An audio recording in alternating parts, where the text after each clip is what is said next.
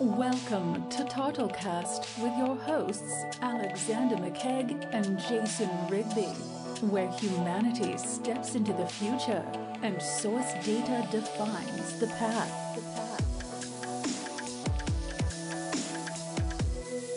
Okay, everybody loves a little poetry. Yes, Alex. Actually, I don't know if people like poetry. Well, you know, if you like rap, you like poetry. If you don't like poetry, then I don't know if you even want to listen to this podcast, Alex. Yeah, I don't think you want to. Ralph Waldo Because Emerson. everything we say is just superlative. All of it is so poetic, you know? It's pathetic how poetic we are. Oh, my gosh. Our rhyme and verse. What's the Japanese haiku? Haiku. Yeah, that's all I speak. Yeah. You talking to you is like listening to the Art of War constantly. Oh, this is funny. Someone get you a Nobel Prize in in speaking, in literature, in speaking. Nobel Prize just for talking. So we have this is an interesting rendition that's happened here. The poem is called "The Rock" by T.S. Eliot, and he wrote, "Where is the life we have lost in living? Where is the wisdom we have lost in knowledge? And where is the knowledge we have lost in information?" And I think this is very interesting how this sort of hierarchy of exchange from one phase to the next in living knowledge and information, in wisdom, is akin to what's currently happened with big data and how society is using this information, but we're not becoming more intelligent, frankly. We're become more polarized. So I was wondering if you could, you know, you had a first glance at this before you shared it to me. What was your emotional take from this before we kind of dive into the metaphor? I love when we philosophize data. And so I think, you know, whenever we do these episodes, I really love them because, you know, and we got this. This is from Sketch Planet. So this is where we got it from. But they had a little, and in the beginning of the article, you can see this as picture. And it showed like a funnel. Mm-hmm. And then in the funnel, it has a little guy at the end grabbing, you know, like if you're like funneling down balls, you know, I remember like Price is Right, you know, the little thing that would, yeah. But in this big funnel, you have all this data coming in on the top. And then it kind of gets funneled down to information. Then it gets funneled down even more to knowledge. And then it gets funneled down into any wisdom. And so I kind of want to break up these four things. And then we can go into, there's some real life stories in here and stuff like that. But let's start with data. And I know you mentioned big data, but let's just talk about all, like in a philosophical way, all this amount of data. You know, what is data? Why is there so much of it? Yeah. For a majority of human history, most knowledge was passed down by word of mouth. That was it. Stories and song. Nothing more than that. Maybe a cave painting, right? That has some interesting metadata to it. What type of charcoal did they use? You know, what type of animal blood to use for ink?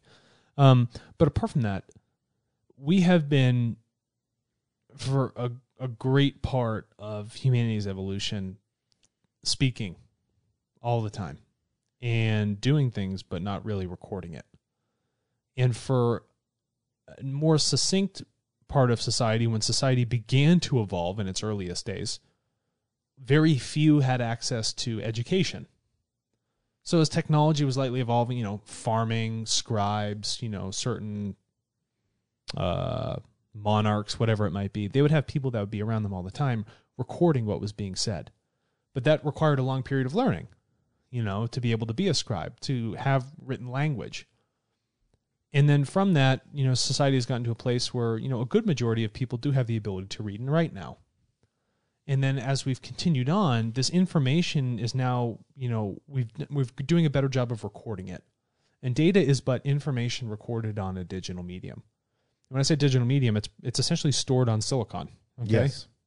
You know, processing chips, you know, anything that can store electrical patterns to represent what this value of data might be.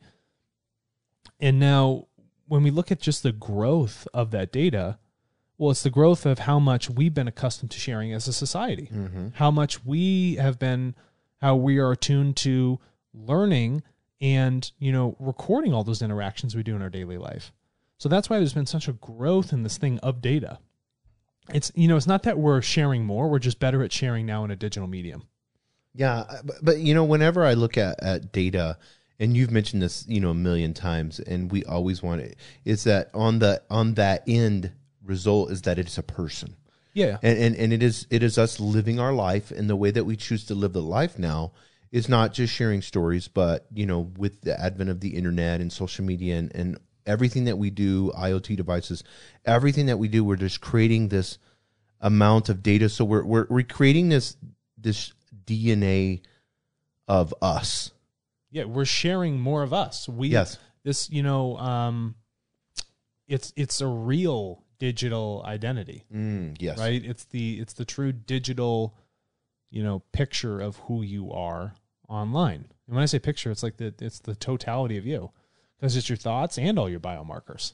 You know, it's your habits and preferences just as much as me sitting here saying I prefer round tables rather than square ones. But I mean, to stay philosophical in this, and I didn't mean to interrupt you, but Alex, I think this is very, very important. Our data is our thoughts. That is precisely correct. Everything in this world is dependent on thoughts. Absolutely everything. Me choosing to walk out of a room, pick up my phone, you know, go to work, do something at work, eat food, whatever it might be. A thought has to begin first before I go out and do something. Even people say, well, you know, I subconsciously do that. Well, you had to have thoughts first to build up that subconscious so it became a repetitive thing. But really, everything that happens, these material interactions that get recorded on data, it all is the sequence of thoughts driving all of those things. So it's this grouped consciousness that we're recording. But we're doing like a piss poor job, is what people call it, of taking these massive amount of recorded information and putting it towards in a focus that actually makes us more wise. And what we've done is that we've taken all this big data and this ability to capture and scribe information and used it strictly in a capitalistic format. And it's debilitating us. It's debilitating our evolution, and it's also separative. You know, and it is an easy example that we have talked about. It's just what happens in marketing. It's like you see those biases. You put people into buckets and boxes, but you're doing it for them because you've collected this info. So you as the scribe, it reminds me of the old days. The only person that could write the history was the person that could write. So it was only from their view. But what about the view from everybody? We have the ability to do that. We've just chose not to do it. And so what benefit to our evolution in any sort of philosophical sense, or what it means to think for any sort of positive benefit, you know, are we really laying that proper groundwork? And so the thing is, we need to facilitate whatever that zeal is, like that point, that apex that we want to get to, that final point of evolution for us. Or what is the zeal, like a part of the Big Seven? We have all this data, we're collecting it. We are all our own scribes now. So we need to take that responsibility and be like, this is how I'm going to define it from my perspective. And then we look at that in the collective sense of all of our thoughts, because those thoughts lead to those actions, preferences, biomarkers. My biomarkers are dependent on the things I'm putting inside my body. And if there's genetic things that I can't handle, that's because of the choices of people in my past family lineage from their thoughts that have affected my genetics now. Absolutely everything in this world is dependent on those thoughts. So we need to take the power, the might of our thoughts, and bring them together in a collective, a unifying format to focus on elevating us and our planet. Because right now we've completely disregarded it. So when T.S. Eliot, a phenomenal poet, and author, said, where is life? Where's the life we have lost in living? Yeah, where is the life? We've separated away from it. We've become to a capitalistic recording, but it's all about users and numbers, but it's not actually about people and their evolution individually. It's not about a respecting of their thoughts. And then he says, where is the wisdom we have lost in knowledge? Wisdom is an application of experience and knowledge, pairing those things together. But we are not taking the knowledge we have and pairing it with proper experience. We're losing all that wisdom. So even though we're collecting all these things, what we assume is knowledge, it's not applied properly. So you have no wisdom. And then the last part is, where is the knowledge we have lost in information? We become inundated. We've now captured more and more and more of it. It's this culture, it's this capitalistic idea of I need to hoard. And in doing so, you take 3 different steps of degradation. You've a lack of respect for thoughts and how it defines your world just because you think materially more is better. When it divides, erodes, gets rid of wisdom. Does that philosophically make sense? Yes. I feel like I'm hammering you. No, you know? no. I love it. I love that. That's always, and that's the first part. So data is our thoughts, and I want to stay with that. And then the next part of the funnel is information, and you were getting into that here in a second. But when we look at the information, and I think let's stay with that. So this consumption mentality that we have, consume. And then the rest of the world that may not be to the level we are, they're like, we need to consume to get to that level. They have this whole desire, and then social media is now put out everywhere. So if we're elevating humanity for more consumption, that's a false narrative, and it's a destructive narrative. That's, T.S. Eliot would love the fact that you use the word narrative. Yes. False and destructive. But think about the word information, Jason. Information. When you think about the mind, there's plasticity to it. It's plastic. It can be molded. So it's an internal forming of something. But we're not internally forming anything. We're creating less value for ourselves in our consciousness, in life, in our own evolution, because of all this data coming in, and we can't inform properly on it because it's not collected and respected properly as it should be. There's no information. There's no molding of those things that need to be molded. You need to mold and work things. And through that work, you can remove errors. And after you've recognized an error and you don't commit it again, now you're evolving. But we're committing the same errors over and over and over again. There's no real informing that's happening. I want to get into this information because I don't want to stop you right there because this is really, really good. So whenever I have the ability to create something, I'm going to inform, I'm going to mold and make something, use that. So I want to take the analogy of I have the ability and the power to, whether I'm Thomas Edison, Benjamin Franklin, whoever it may be, all these great inventions, George Washington Carver. Nikola Tesla. Yeah, I have this amazing mind to be able to create something. So I take in all this data, I take in all this information, and now I have the ability. And in that choice, I have that responsibility with that information to create. Mm-hmm. And what is my intention in creating this? Yeah. How do you want to mold that world? What is the intention of, I've taken this information, it has no biasy to it. How am I going to filter it? But we have the power to mold. We have the power to mold. Yes. Don't let someone mold your future for you. You need to mold it. And imagine if you have a little ball of clay and a billion other people do, and you're like, let's mold a huge statue. Well, it's going to be the biggest statue around. There's collective power in that molding. And then say, here's my little mold, right? If I want to mold a big dome of safety over me, well, one little thing's not going to do it. But if we can bring everybody together and build a huge one, then we can all sit underneath it.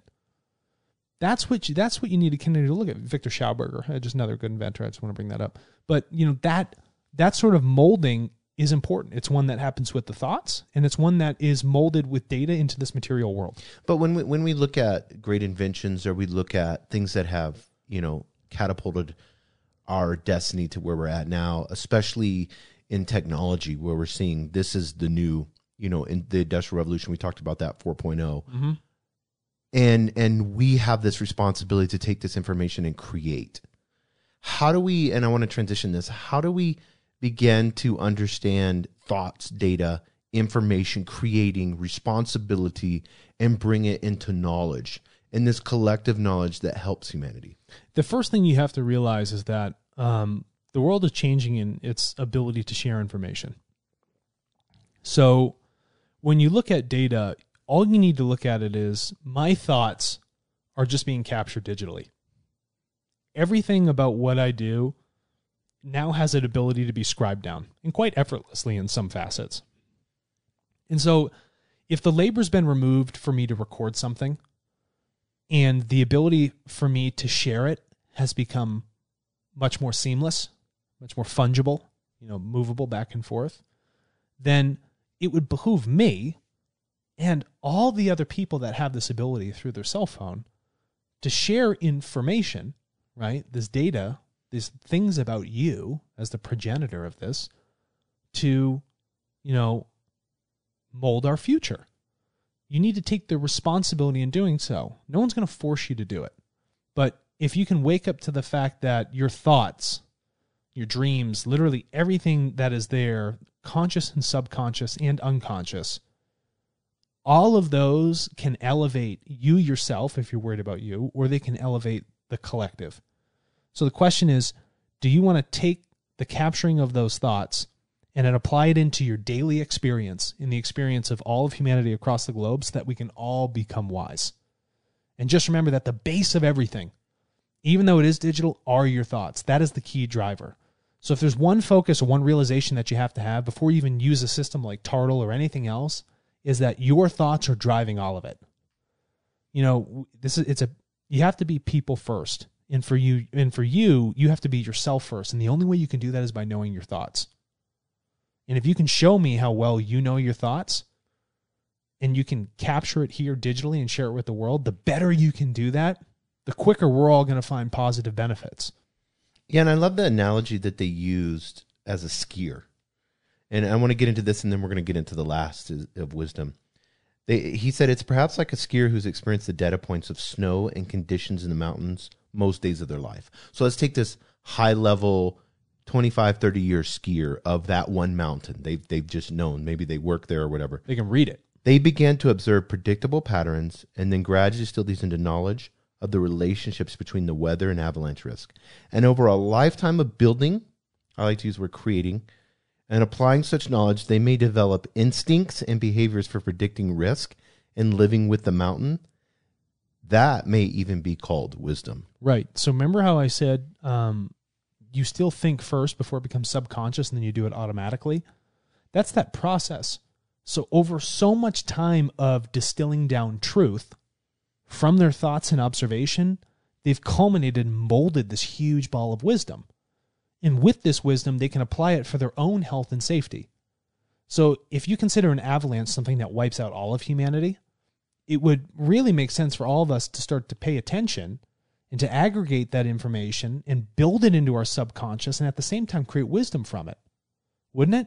So that our habits begin to change as we begin to internally reflect on who we are by, using something like Tartle, or being that skier, or being a Sherpa that knows how to read the thermals that come across Everest, so you know that we shouldn't go up right now because we're definitely going to die. Those are some things we need to begin to focus on, but that is a change in that consciousness. It's a change in those thoughts. And from an incentive structure of sharing your data and putting it towards those causes, you are naturally molding your thoughts and your subconscious towards a more positive, evolutive future for everyone. Just through interacting with the Tartle marketplace. Because you're asking yourself to really interact with you.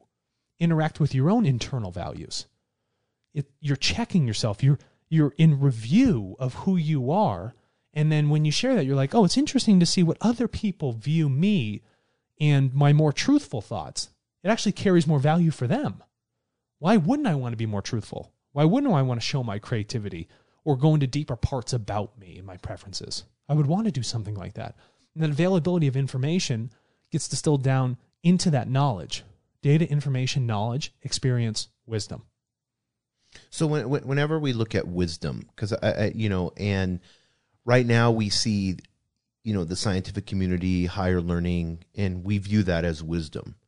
Especially when we're looking at, whether it be climate stability, human rights, public health, any of that. We have these certain people, and they've written white papers and books and textbooks, and that is our level of wisdom, and those are the gatekeepers of wisdom. Yeah, like you mentioned the scribe earlier. Yeah, but in this new decentralized world that we're coming into, this industrial revolution of 4.0, the hierarchies disappear, and all of this data, information, and knowledge begins to flow as we're getting more, and it becomes decentralized.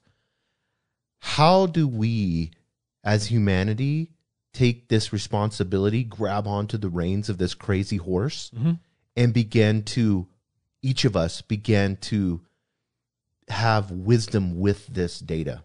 Yeah, I think when we realize that the world's decentralized, it's a massive connected web. So a spider, it can sense on the furthest part of its web a little bit of a disruption, whatever that vibration might have been. It's not at the center. It's not the collective. But something small happened over here that actually had a resonant effect across everything. So with you taking those reins, it might not seem like something massive is really happening, but the amount of power you have in sharing, creating that little bit of resonance through that silk line that's been spun by that fiber, by the spider, is going to have a monumental awakening. So if like the big body of resource holders are that spider with its 8 legs, I don't know if arachnids have 8 legs. Yeah, maybe 6. I don't know. I'm lost. But I want you to continue to tap those lines. Wake it up. Tell that spider where to go and where to look. Because right now it's just guessing, spinning webs everywhere, but it's really unsure of where to put its resources and its time. Help it become instinctual about it. Take those reins and show that you in South Sudan, Australia, Indonesia, Malaysia, wherever it might be, northern Siberia, have the ability to affect what's going on 3, 5, 10,000 miles away. Create a little bit of that resonance. And lucky for you, we've designed the Turtle Marketplace so that it can show you that impact. But the question is, are you going to elevate that impact, or are you just going to watch it, sit there dead, dull, dying, stagnant, and lacking evolution? See how much you can move it up a couple notches.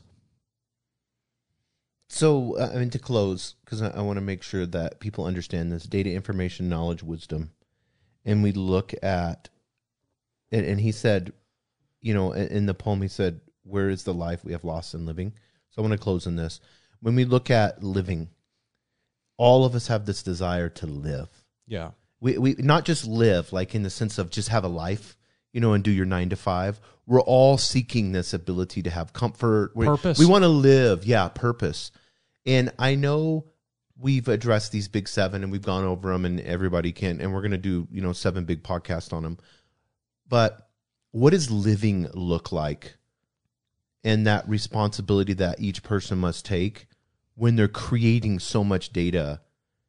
And I know, like you said, we need to touch the points, and I get the, that metaphor of the spider, which is the big companies, coming in, and we can tell them what to do. We can eat organic food and do all those things. But, like our day-to-day life, the things that we're doing specifically, how cognizant of the data that we create should we be? You should be 1,000% cognizant. You should be as cognizant as you are when you say something in public.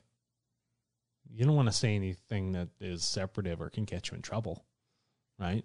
You really shouldn't, I'm not saying you shouldn't, but, everything's up to you. You got your own free will. You don't want to walk around and just be like a vocalized racist. Right. Do you? You need to be cognizant of those thoughts. You need to be cognizant of what you're saying and your behaviors, because it's all recorded. And even when you think it isn't being recorded, I can guarantee it is. There's always a watching eye. And it's not what you do when people are looking. It's what you do when people aren't looking. So be cognizant of that. And there's great power in the choices you begin to make when you think about when the cameras are off. Because that's who you really are. And when you find those times of struggle, like we're in now as, a human race, these things we're facing, that's when we need to find out who we really are. And that's going to require some cognizance, some self-awareness. And that will trickle down to these important things, right? And data will just help you be more cognizant of what you're doing, because human beings naturally forget, do we not? Yes. If we remembered everything, our brains would shut down. We're naturally designed to forget things. And it's good that that's that way. But the things that are really important, the things that leave a real impression or impact on you, be cognizant of that. Be cognizant of those major errors. And then you doing good and 7 other billion people doing good. Now we have a changed planet. We do. And not change for the sake of change, but change for the sake of life. Living. That's what living is. Everyone has and deserves and has the right to evolution. All of us.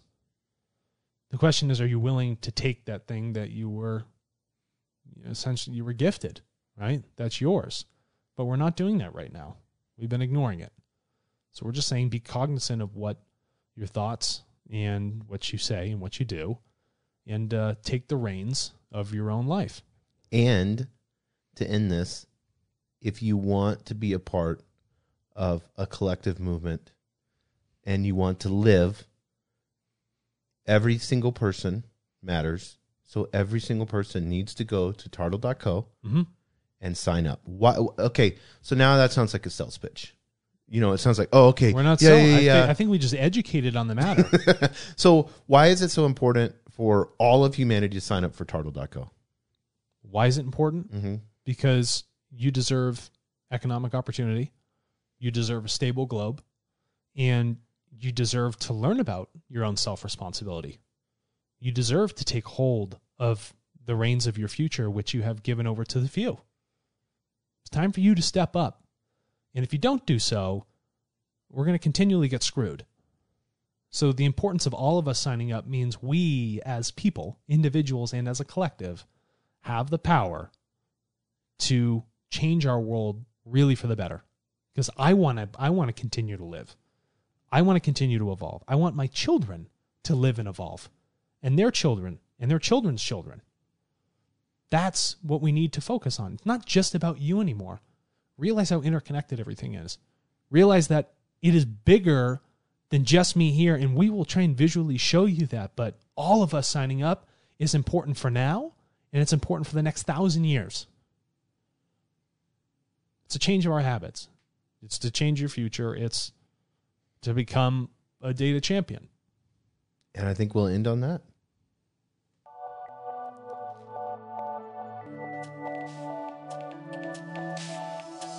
Thank you for listening to TartleCast with your hosts Alexander McKeag and Jason Rigby, where humanity steps into the future and source data defines the path. What's your data worth?